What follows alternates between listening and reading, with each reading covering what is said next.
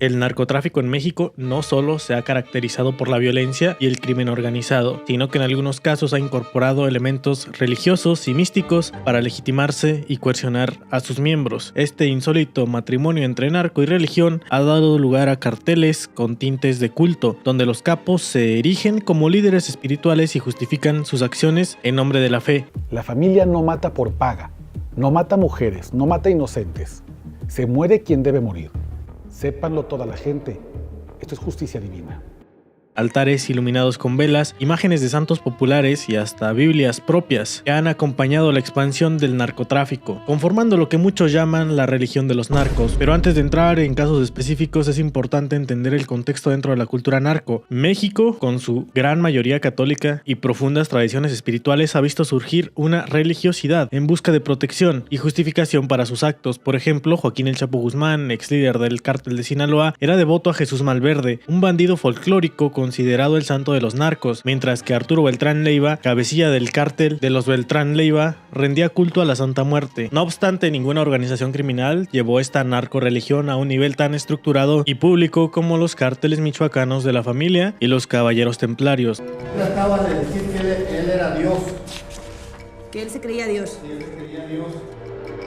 La familia michoacana surgió a mediados de la década de los 2000 en el estado de Michoacán, haciéndose notoria por su violencia extrema combinada con un discurso moralizador. De hecho, analistas y autoridades la describen como un culto pseudo-religioso, ya que sus líderes pretendían justificar la tortura y asesinato de enemigos como una especie de justicia divina. Pero antes de llegar a esto tenemos que regresar hasta los años 70, cuando un narco, conocido como el Tísico, de nombre Carlos Rosales Mendoza, se dio cuenta que en México el narcotráfico estaba en manos de solamente dos grupos que se encontraban al norte, los de Sinaloa y los de Tamaulipas, dejando así relegados a la irrelevancia a los grupos del centro, lo que a El Tísico no le parecía y estaba dispuesto a cambiar. Nacido entre Guerrero y Michoacán, donde la marihuana y la amapola crecen de manera abundante, tener tanta droga y no aprovecharla le parece un desperdicio, por lo tanto comienza a hacerlo vendiéndole sus cosechas a uno de estos dos grupos, más específicamente al Cártel del Golfo. Pero cuando Rosales Mendoza cobró aún más fama fue en 2004, cuando se supo que intentó asaltar el penal de máxima seguridad de Almoloya, hoy conocido como el Altiplano. En ese lugar se encontraba preso quien fue líder del Cártel del Golfo, Osiel Cárdenas Guillén. El personaje conocido como el Mataamigos fue quien reclutó a un grupo de exsoldados de élite para crear el Grupo de los Zetas. Se trata de una de las bandas criminales más violentas de México. El Tísico era el representante de la organización en Jalisco, Michoacán y Guanajuato.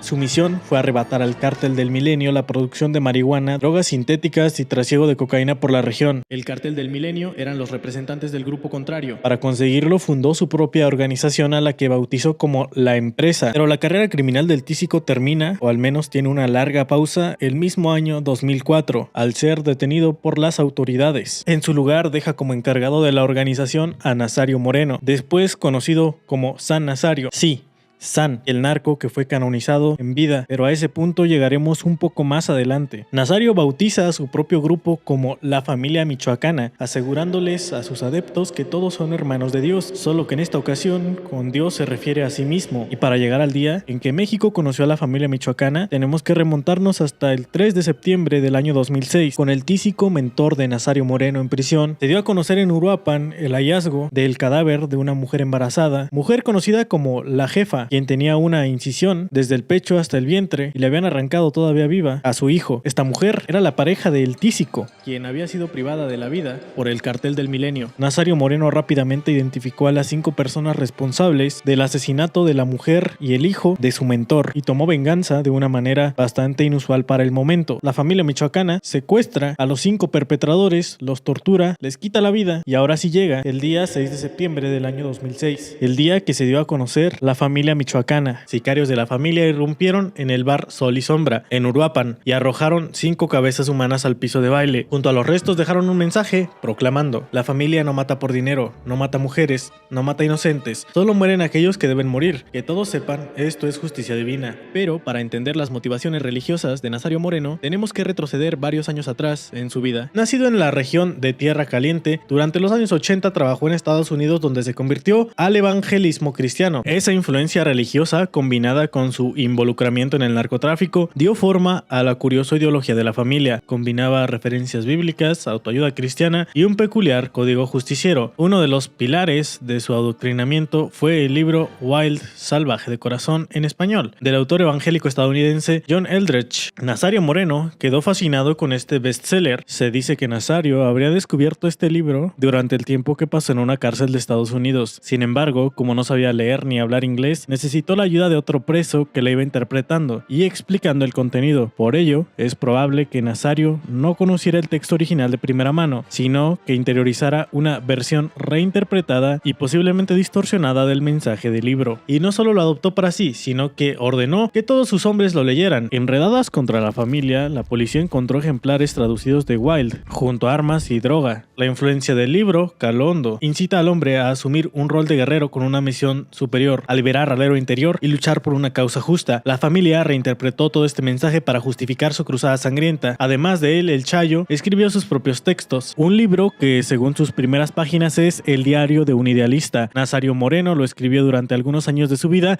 en que permaneció oculto en la Sierra Michoacana. No tiene el formato de diario, sino de anecdotario. Moreno da cuenta de lo que fue su niñez, su adolescencia, juventud, la etapa adulta. No obstante, las paradojas se dejan ver desde las primeras páginas, cuando narra sus primeros años de vida, allá en su natal Guanajuatillo, Michoacán. Cuenta Moreno que proviene de una familia numerosa y pobre que solo comía frijoles y tortilla. Sin embargo, párrafos más adelante cuenta que su madre fue a comprar un burro, cosa que hace preguntarte, ¿cómo si eran tan pobres tenían para comprar un burro? Esto puede que sean errores de revisión o de percepción del propio autor. Lo que sí constituye un misterio es por qué Nazario Moreno niega y siempre negó que la familia michoacana sea un cártel. Para Nazario, el gobierno de Felipe Calderón arremete contra él porque está contra su proyecto de ayudar a la gente. Según Moreno, luego de reunir una modesta fortuna con la venta de automóviles, vendí millones, afirma. Tras pasar por problemas con el alcohol, se rehabilita para iniciar una gran cruzada de rehabilitación en favor de miles de michoacanos. Afirma que de su bolsa pagó conferencias a Carlos Cuauhtémoc Sánchez, Miguel Ángel Cornejo y Alex Day, y es esta buena labor la que frena el gobierno al acusarlo de narcotraficante y ponerlo en la lista de los más buscados, porque eso sí, Nazario Moreno nunca menciona que la familia se dedique al narcotráfico. Siempre afirma que hacen labor social, que le hacen justicia al pueblo, que hay voluntarios que aportan dinero, que también les regalan armas para pelear con sus enemigos, pero nunca se dice que se dediquen a negocios ilícitos. La delincuencia no es nuestra meta, dice, y uno se pregunta, ¿por qué no reconocer algo tan obvio como un cártel? ¿Cómo creer que toda la infraestructura detrás de la familia proviene de la venta de autos y demás negocios que, según Nazario, eran lícitos? ¿Cómo no reconocer a la familia como cártel cuando se la ha visto funcionando como tal? Uno de los peores libros que he leído. El autor relata su vida como un mártir y sintiendo semejanza con el propio Jesucristo, lo cual es algo extraño ya que hablamos de un narcotraficante y asesino. Al regresar a México, el Chayo difundió su propia versión del evangelio entre su mundo criminal, pregonando una misión divina. Nazario Moreno se convirtió así en una especie de pastor narco. Era llamado el profeta por sus seguidores, quienes incluso lo llegaban a venerar como un santo. Tras su primera muerte, sí, escuchaste bien, a Nazario Moreno también se le conoce como el narco que murió 2 veces, situación en la que nos adentraremos un poco más adelante. Para reclutar miembros, la familia recurría a tácticas poco ortodoxas. Se infiltraban en centros de rehabilitación de adictos, ayudando a jóvenes a dejar las drogas para luego enlistarlos en las filas del cártel. Durante la inducción enfatizaban valores familiares y religiosos, con sesiones diarias de oración grupal y lecturas obligatorias. De hecho, el propio Nazario fundó una organización religiosa denominada la Nueva Jerusalén para atraer adeptos, y la estructura del cártel contaba con su propia Biblia o manual espiritual. Internamente a los miembros se los imponía un código de conducta inusual para criminales. Se les prohibía consumir drogas pese a que producían grandes cantidades, y debían mantener la unidad familiar y una fachada de buenas costumbres. Y todo parecía ir conforme al supuesto plan divino de Nazario, hasta que en diciembre de 2010, en Tumbiscatío, Michoacán, las autoridades mexicanas declararon su deceso tras un enfrentamiento. Como señalamos el día de ayer,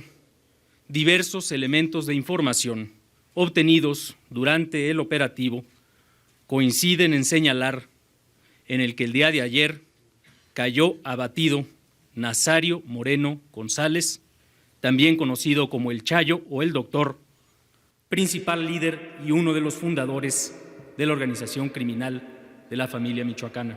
Su cadáver nunca apareció. Y claro, nunca apareció porque estaba vivo. A día de hoy no se sabe, y probablemente nunca se sepa, si Nazario pactó con el gobierno para fingir su propia muerte o si fue algo que realizó por su cuenta. Pero para darle credibilidad a la versión de que estaba muerto, 5 semanas después aparecieron colgadas en los principales municipios de Michoacán varias narcomantas que anunciaban el fin de la familia michoacana, ya que, según el mensaje, no tenía sentido continuar sin su figura mesiánica. También atención al compañero que acaba de hablar, al brujito, tiene toda la razón del mundo, eran las cosas del doctor, era lo que él nos inculcó, que Dios lo tenga en su santa gloria, donde quiera que se encuentren, sabe que cuenta con nosotros, recuerden muchachos, que nuestro máximo líder ya no está, por así decirlo el doctor, que Dios lo tenga donde quiera que se encuentre, tenemos que seguir adelante, lo tenemos que hacer con nuestra familia y con nuestro pueblo, vamos a ser precavidos y cuidadosos, no se molesten, a veces entendemos también que es necesario apagar el medio por la presencia de ciertas personas encima de uno. Un año después, en 2011, mucha gente aseguró haber visto a Nazario caminar por las calles de Michoacán. Entonces, si el gobierno lo había dado por muerto y él seguía apareciendo en público, eso solo podía significar una cosa para los pobladores. Había algo milagroso en él, o al menos eso era lo que creían. Esa percepción fue lo que terminó de fortalecer su imagen de santo. Alguien lo grabó en un palenque y ahí estaba vestido de marino, con traje de la marina, y me lo enseñaron, mira, el Chayo, como alguien de los mismos de él, yo creo, le grabó ahí, y pues esa imagen corrió, la subieron a las redes sociales. En los años siguientes, dentro de las filas de la organización, se empezó a venerar la figura de San Nazario. Se escribieron oraciones pidiéndole protección, como la llamada oración a San Nazario, caballero del pueblo, que reza: danos tu santa protección, San Nazario, protector de los más pobres. Este fenómeno de canonizar a un narco en vida es único. En altares clandestinos se colocaba su foto junto a veladoras, similar a la devoción de otros santos narcos. Pero como en toda organización criminal, las traiciones no tardaron en aparecer. La familia michoacana se dividió en 2 grupos, uno liderado por El Chango, conocido como La Resistencia, que ya no seguía la línea religiosa del cártel original, y otro encabezado por La Tuta, un maestro normalista que fundó a los Caballeros Templarios y llevó la religiosidad del grupo a un nivel aún más extremo, ya que se cree que Nazario seguía siendo el líder desde las sombras. Esto explica por qué los Caballeros Templarios mantuvieron su imagen como una figura mesiánica, representada a través de estas estatuas conocidas como nazarios. A diferencia de la familia más cercana al evangelismo, los caballeros templarios incorporaron con fuerza la simbología católica tradicional y medieval. Adoptaron la cruz templaria roja, usada por los templarios originales, como parte de su insignia oficial. Sus uniformes y parafernalia en eventos ceremoniales imitaban a la orden del Temple. Utilizaban túnicas blancas con cruces rojas, cotas de malla y espadas, escudos, e incluso se confeccionaron cascos de plástico estilo cruzado para las iniciaciones. De hecho, en un operativo la policía decomisó 120 cascos tipo templario que el cártel empleaba en sus ritos de iniciación de nuevos miembros. En actos especiales, los reclutas eran vestidos como guerreros medievales para dramatizar que no ingresaban a una banda de narcos cualquiera, sino a una orden sagrada militar dedicada a proteger el pueblo de Michoacán. Toda esta teatralidad buscaba infundir en los integrantes un sentido de misión histórica y divina. Aunque inicialmente la base de creencias provenía del evangelismo de Nazario, la transición a templarios trajo guiños a la Iglesia Católica. Por ejemplo, cuando el Papa visitó México en 2016, los caballeros anunciaron un cese al fuego temporal en su honor, colgando mantas con mensajes de bienvenida y llamados a la paz. La realidad es que los templarios michoacanos no respondían a ninguna autoridad religiosa legítima, más bien se inventaban su propio culto. Si la familia michoacana tenía su Biblia, pensamientos de Nazario, los caballeros templarios llevaron la idea más lejos, creando un código de los caballeros templarios de Michoacán. Este manual, de bolsillo, decorado con imágenes de caballeros y cruces, listaba 53 mandamientos que todo miembro debía cumplir. Varios de esos preceptos invocaban una misión elevada. Los caballeros templarios establecerán una batalla ideológica y defenderán los valores de una sociedad basada en la ética. Mandamiento 12. También se les recordaba que un caballero templario entiende que existe Dios y un propósito divino de servir a Dios y a la humanidad. Incluso proclamaban principios de tolerancia sorprendentes, como el templario no debe tener una actividad negativa contra ningún hombre creado por Dios, por diferente que sea. Debe entender cómo otros buscan a Dios. mandamiento 16, e instaban a buscar siempre la verdad en Dios, mandamiento 17. Por supuesto, estos nobles ideales contrastaban con la realidad sangrienta del cártel, pero cumplían con la función de darle a los sicarios una causa moral aparente. Y no todo el código era espiritual, también incluía reglas de disciplina. Por ejemplo, la regla 52 advertía: cualquier caballero que traicione a los templarios recibirá el castigo máximo, sus propiedades serán confiscadas y lo mismo le sucederá a su familia. El misticismo venía de la mano con el terror para mantener la lealtad. Los tintes religiosos con los que los templarios disfrazaban su organización tenían como objetivo legitimarse ante la población. Querían que el pueblo michoacano los viera no como delincuentes, sino como una especie de caballeros protectores que combatían el materialismo, la injusticia y la tiranía. Puntualizan que su labor es luchar contra el materialismo, la injusticia y la tiranía en el mundo, así como contra el desmoronamiento de los valores morales y los elementos destructivos que prevalecen hoy en la sociedad. A pesar de predicar estar en contra del materialismo y pedirle a sus adeptos que llevaran una vida austera y sin lujos, Nazario y sus allegados eran también conocidos por las lujosas propiedades que poseían.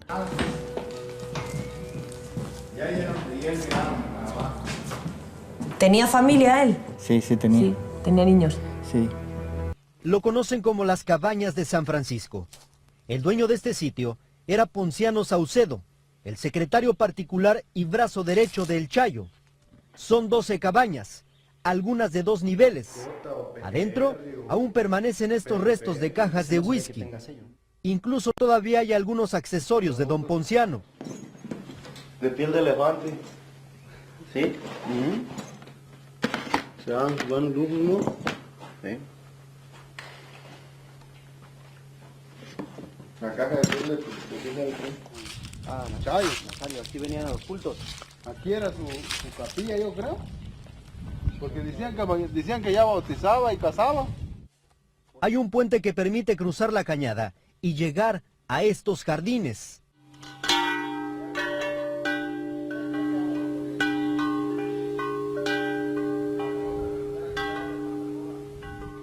En ese lugar pudimos observar que incluso contaban con su propia red hidráulica para tener en óptimas condiciones estos jardines. Las pocas personas con las que hemos podido hablar aseguran que este espacio se ofrecía como público. Sin embargo, los únicos que tenían acceso a él eran los integrantes del cártel de los Caballeros Templarios. Antes de huir, los criminales colocaron estos sellos para engañar a las autodefensas. Los comunitarios también nos mostraron estas jaulas en donde Ponciano Saucedo tenía una leona. La gente por aquí, que la tenía encerrada, pero pues que la soltó cuando... O sea, cuando se enteró que ya venían ustedes para acá, abrió la jaula, la jaula y para afuera. Soltó los ganados, todo. Mandó a soltar todos los animales. Pese a todo el ropaje espiritual, los Caballeros Templarios siguieron siendo uno de los cárteles más violentos de México. Llegaron a contar con alrededor de 600 hombres armados en su apogeo. Fueron responsables de innumerables asesinatos, incluidas decapitaciones y desmembramientos de rivales, así como secuestros y extorsiones a negocios locales. Controlaron economías enteras en Michoacán, desde la producción de metanfetamina, se convirtieron en grandes traficantes de cristal hacia Estados Unidos, pero lo más importante fue que implementaron una de las primeras formas sistemáticas de extorsión en el país, a la que llamaban derecho de piso, un cobro presentado como un diezmo a cambio de supuesta protección frente a otros grupos criminales como los Zetas. El control del cártel era absoluto, dominaban la economía local desde la cerveza hasta el limón. Por ejemplo, hay un amigo aquí que tiene maquinitas de esas para los niños, me cobran 5,000 pesos mensuales por sus maquinitas. A los carniceros también les cobraban, si compraban una vaca y pesaba 500 kilos, le sacaban sobre 700 o 800 pesos por vaca. 1,000.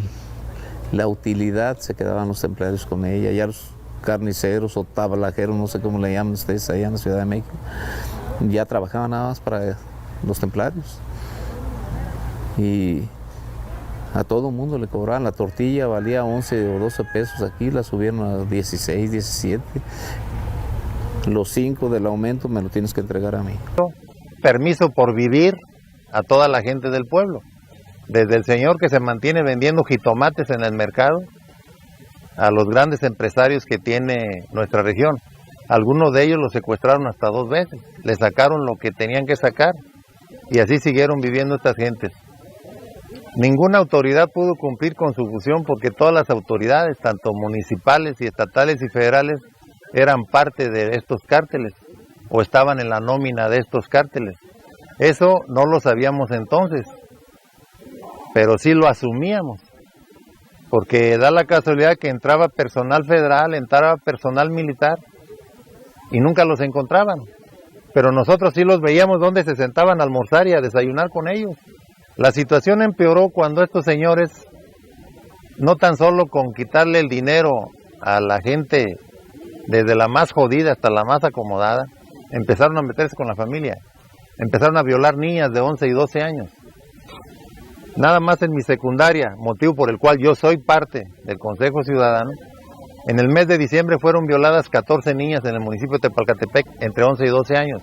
Varios grupos de Tepalcatepec ya teníamos desde hace 6 meses la intención de hacer algo para sacudirnos esta situación, pero todos habíamos tenido miedo, todo el tiempo habíamos tenido miedo. Michoacán, conocido por ser un importante productor de limón y aguacate, quedó completamente sometido. Incluso existe un video en el que el propio líder de los Caballeros Templarios cobra una especie de impuesto a la herencia a un empresario. Aquí el problema es que hubo una herencia donde aparecían en parte proporcional dos de estos señores, no aparecía ninguna otra persona, pero moralmente ellos reconocen que tienen derecho a quien reconocen como hijo, a quien reconocen como hijo, a la que fue su esposa en la cuestión civil, y un muchachito que no está presente, Christopher, que le vamos a hacer llegar a una casa de Fobiste en la región de Zitácuaro y 500,000 pesos en efectivo. Son 2 casas. Se está quedando con la casa la más jodida. Mientras Servando Gómez enlista los bienes de cada integrante, los miembros de la familia firman con la cabeza y dicen que están de acuerdo. Michael se va a quedar con la otra casa que aparece en Lerdo. Él es Michael. La otra casa que aparece en Lerdo, con valor de $1,000,000 y un terreno que posiblemente valga $3,300,000 pesos, el cual lo va a tener que vender en su tiempo y forma, y de ahí es donde le va a tener que dar $500,000 pesos a la brevedad posible a su hermanito Christopher, del cual no conozco. Para este señor, que tenía el 75% de las propiedades en el testamento, y para este señor que tenía el 25%, porque así lo decidió el difunto, hermano de ellos, que ellos legalmente podrían quedarse con todo, pero moralmente quieren darle participación a sus familiares. Se quedan con un hotel con un valor de $15,500,000 pesos. A esta señora que está de este lado, es la señora Nora, que era legalmente, era la esposa del señor que falleció. Estaba casado civil con él. A ella le queda, a la señora Nora, le va a quedar la casa que era del señor. Con La tuta advierte que su ganancia en este asunto será por 5 millones. Hay una situación que estamos omitiendo. Cuando se suscitaron los problemas, alguien nos donó 6 millones, de los cuales voy a recuperar 3 millones de ellos. Y de ustedes no he recuperado nada. Nos pondremos de acuerdo para recuperar los otros 3 millones. Para Nazario Moreno, el asesinato y la violación de mujeres de sus enemigos estaban justificados por el simple hecho de estar en guerra. Esto dio lugar a situaciones aberrantes. Ya eran dueños de nuestra productividad, de nuestra propiedad y de nuestras hijas. Las trataban como si fueran de ellos, de 10, 11, 12 años. Y delante de ti, y hasta te decían, me la bañas y me la cambias. Y ahorita me la voy a llevar. Y muchos padres se las bañaban y se las cambiaban y se las daban. Se las regresaban ya con 6 meses de embarazo, ya cuando eran muy inútiles para ellos en sus porquerías. Cualquiera que se atreviera a alzar la voz terminaba desaparecido. Fue y dijo, los caballeros templarios hicieron esto y esto con mis sobrinos. Y se vino. A los 2 o 3 días le llegaron como a las 5 o 6 de la mañana, le tocan la puerta, sale, lo llevaron, no sabemos dónde quedó.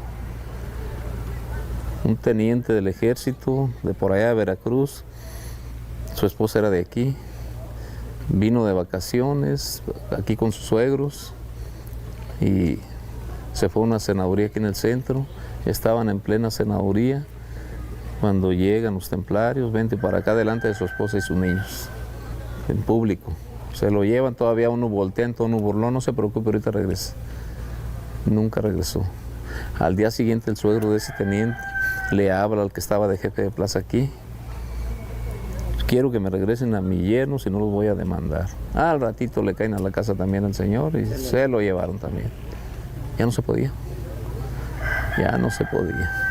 Ante estos abusos, comunidades de Tierra Caliente, como La Ruana, Buenavista y Tepalcatepec, comenzaron a organizarse para defenderse del cobro de extorsiones, los asesinatos y una violencia totalmente desbordada. Cualquiera podía integrarse, desde jóvenes que buscaban vengar el asesinato de sus padres, hasta señoras de edad avanzada dispuestas a pasar los últimos años o incluso los últimos días de su vida luchando por su pueblo. Así se fueron sumando cientos de personas, hasta alcanzar su punto máximo con alrededor de 15,000 miembros. Con el apoyo del ejército, las autodefensas comenzaron a recuperar territorios y a eliminar a integrantes clave de los caballeros templarios. Algunas células eran estrictas y no aceptaban personas con antecedentes criminales. Otras, en cambio, no tenían problema en integrar a exmiembros de cárteles. Con el tiempo, desafortunadamente, varias autodefensas también terminaron corrompiéndose, pero eso es una historia que se contará en otro video. Volviendo a Nazario, con el cártel dividido, este se volvió cada vez más errático, haciendo honor a su otro apodo, el más loco. Su comportamiento impredecible hizo cada vez más difícil mantener su impunidad. ¿Tú lo llegas a ver cómo está? Sí, cómo no.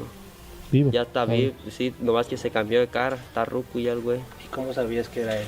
Pues ahí pues se baja. Soy el más loco, empieza a gritar el güey. Bien, se baja bien alucinado a los carros. Y así es como llegamos al año 2014, el año de la muerte oficial de Nazario Moreno. La versión oficial sostiene que Nazario murió en un enfrentamiento con marinos y militares. Implacable búsqueda por cielo y tierra hasta que un día la Marina y el Ejército lo encontraron en Tumbiscatío, lejos de todo, vestido de blanco, a lomo de mula y queriendo pasar por un humilde campesino. El pretendido santo fue abatido por la ley cuando trataba de huir. Sin embargo, hay quienes aseguran que fue su propia gente quien lo entregó a las autodefensas y éstas le dieron un trato similar al que él le daba a sus enemigos, torturándolo y quitándole la vida para luego entregarlo a las autoridades. Quienes fueron parte de su grupo de sicarios aseguran que fue la tuta quien lo mandó a matar. ¿Se les ha dicho?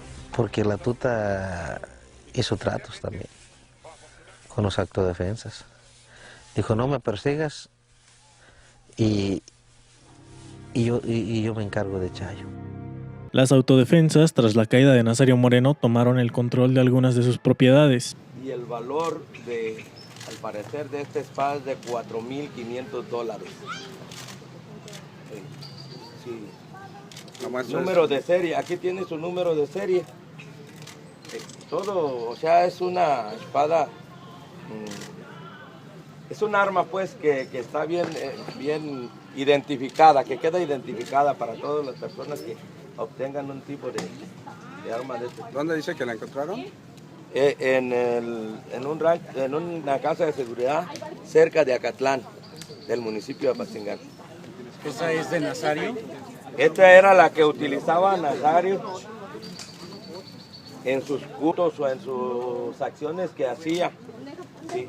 Esta es la espada original de él. ¿Y qué representa para ustedes que están luchando contra los templarios? ¿Qué representa haber obtenido la espada? Bueno, para nosotros, o en lo particular, digo que ya lo desarmé, porque ya le quité la espada, ¿verdad? Aunque todavía tiene por ahí algunos sicarios y eso, pero él ya está desarmado, está llegando a su fin. Para este punto, el líder operativo, Servando Gómez La Tuta, se convirtió en la cara pública del cártel tras la muerte definitiva de Nazario en 2014. La Tuta adoptó el rol de portavoz mesiánico. Para nuestros miembros está estrictamente prohibido el robo, el secuestro, el asesinato por paga, la violación y todos esos delitos que perjudican y tanto mal le causan a nuestra sociedad. Nuestra única función es ayudar al pueblo, conservar nuestro estado, conservar nuestro país, libre de gentes que están causando terror en él. Va a haber ocasiones en que tendremos que pedir disculpas a la sociedad por actos indebidos que cometan nuestros muchachos, que les aseguro, con palabra de caballero templario, que pondremos lo necesario para solucionar esas cuestiones, esos problemas. Muchos muchachos se equivocarán. No creo que lo van a hacer de mala intención, porque si lo hacen de mala intención, aquí dice lo que va a pasar. Para entonces, en febrero de 2015, Joaquín El Chapo Guzmán, durante años el criminal más buscado de México y uno de los más perseguidos del mundo, llevaba casi un año recluido en el Penal Federal del Altiplano, por lo cual el nuevo enemigo público número 1 ya no era el Chapo, sino un personaje muy distinto, un ex maestro de primaria, normalista de formación y paradójicamente fundador de centros de rehabilitación para jóvenes con adicciones. Su nombre era Servando Gómez Martínez. El país lo conocía como La Tuta. Desde joven, su hermano Luis Felipe Gómez recordaba cómo Servando se quejaba constantemente de la pobreza y el salario de profesor, ya que apenas le alcanzaba para subsistir y lo poco que le sobraba lo destinaba a sostener los anexos donde se atendían jóvenes atrapados en el consumo de metanfetaminas baratas. Con el tiempo, Servando comenzó a utilizar a los internos de esos centros para tejer relaciones con narcotraficantes que operaban cerca del pueblo, Arteaga, Michoacán.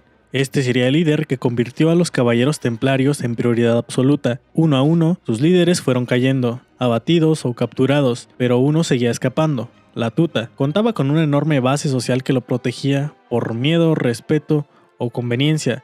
Además, tenía comprometidos a varios políticos mediante supuestos videos incriminatorios a quienes chantajeaba con hacerlos públicos. A La Tuta también le gustaba grabarse en video reflexionando sobre la vida y las drogas y subir esos monólogos a YouTube, aún siendo uno de los criminales más buscados. Pero en agosto de 2014 desapareció por completo. Dejó de aparecer en plazas públicas, se convirtió en un fantasma. Algunos incluso aseguraban que había muerto, pero el gobierno no quiso repetir el error cometido con Nazario Moreno y mantuvo activa su búsqueda. La Policía Federal infiltró agentes vestidos de civiles en distintos municipios de Michoacán. La orden era observar a cualquiera que pareciera dedicar su vida a atender al líder criminal. Así identificaron a personas de confianza que le llevaban ropa y comida a zonas serranas. Era una pista débil, pero se siguió. Un mes después, algo cambió. Esos mismos intermediarios dejaron las rutas rurales y comenzaron a desplazarse hacia una casa en una colonia popular, en la periferia de Morelia. El escondite parecía improbable.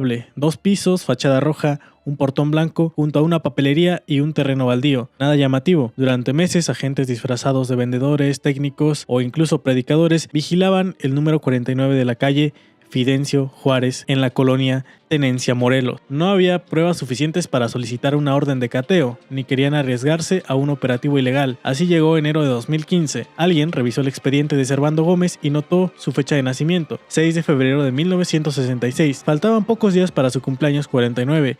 Decidieron esperar y el 6 de febrero por la tarde ocurrió algo inesperado. Los mismos auxiliares, vigilados de hacía meses, ingresaron a la casa llevando un pastel de cumpleaños, un pastel de chocolate. Ya no había dudas. 19 días después, con orden judicial, las fuerzas federales irrumpieron en la vivienda. Servando Gómez Martínez fue encontrado descalzo en su habitación. No opuso resistencia, se arrodilló y en las imágenes difundidas por la PGR apareció un refrigerador abierto con un pastel de chocolate adentro. Y fue así como terminaron siendo estas unas de sus últimas declaraciones públicas. ¿Podría dar su nombre, por favor? Servando Gómez Martínez.